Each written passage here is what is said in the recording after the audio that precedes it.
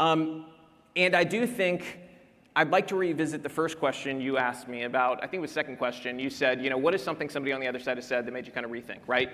It was actually during this conversation. Van said, something about giving each other grace and not just kind of reflexively shaming or judging and assuming the worst. I'll be really, really honest. I assumed the worst about Van, and the reason why was in 2020, I have a core memory of him being on CNN. It was after George Floyd, and emotions were running high. And I don't know if he even realizes he said it, but on CNN he said that white people have a virus in their brain that can be switched on at any moment. And to me, that felt explicitly racist.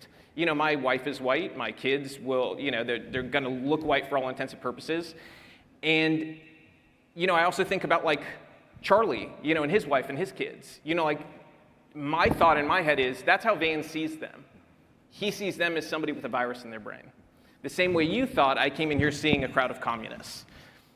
And maybe that's part of what's breaking us, but I do think it's important for us to own that stuff when we get it wrong. Yeah. And so is that something you would take back too?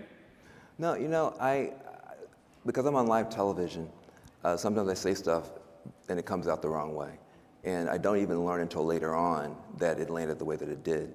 And so, hearing it from you, if you heard me as saying that as I think white people are inherently defective, I apologize because that's not what I meant. Now, since we are knowing each other, can talk to each other, I will never say that again. I'll never say it that way because I realized it didn't sound right. And so I think this is what we need. We need to be able to talk to each other and understand each other better.